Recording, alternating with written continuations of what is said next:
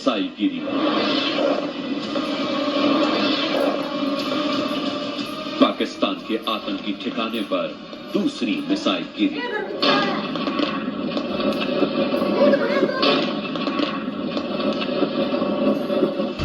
तीसरी, चौथी, पांचवी, छठी, सातवीं और आठवीं मिसाइल के हमले से पूरा पाकिस्तान थर्रा उठा। ऐसी 8 नहीं 24 मिसाइलों ने पाकिस्तान और पीओके में आधी रात को तबाही का तूफान ला दिया।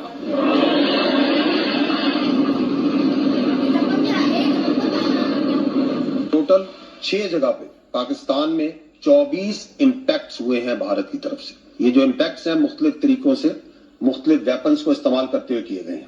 पाकिस्तानी सेना को 6 ठिकानों पर ही हमले की खबर है। असल में भारतीय वायु सेना ने पाकिस्तान में 4 और पीओके में 5 आतंकी ठिकानों समेत कुल 9 आतंकी ठिकानों पर ताबड़तोड़ मिसाइल स्ट्राइक की है। पाकिस्तान और पीओके में आतंकवादियों के ट्रेनिंग कैंप्स हैं।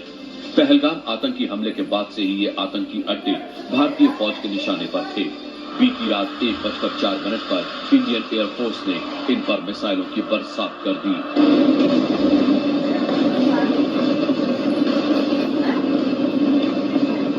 भारत की इस मिसाइल स्ट्राइक में आतंकी संगठन जैश ए मोहम्मद के 4 ठिकाने तबाह हो गए। की मिसाइल स्ट्राइक में निस्तो नाबूद हो गए। वहीं एक और आतंकी संगठन हिजबुल मुजाहिदीन के 2 आतंकी ठिकाने मिट्टी में मिल गए।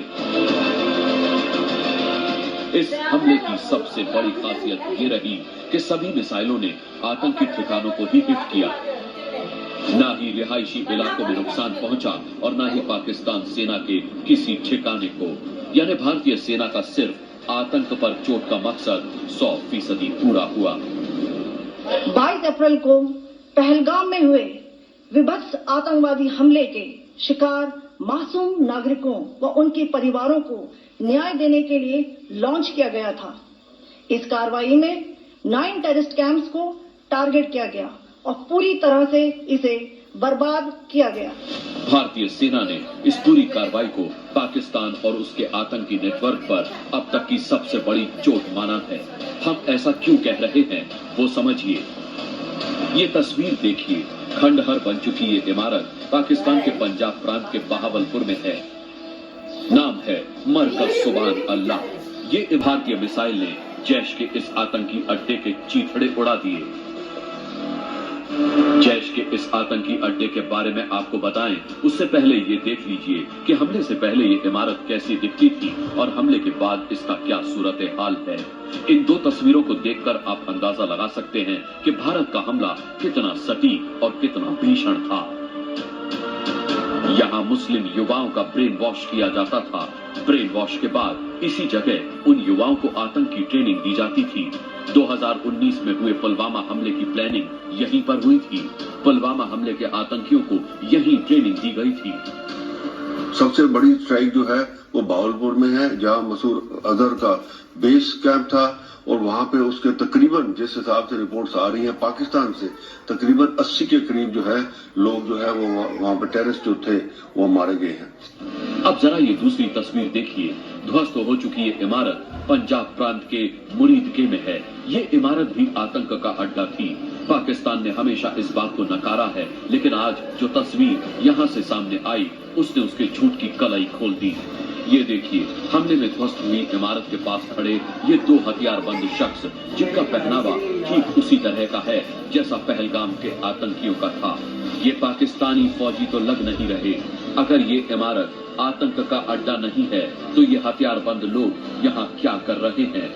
बहरहाल भारत ने अपने मिसाइल हमले से आतंक के इस अड्डे को ध्वस्त कर दिया है।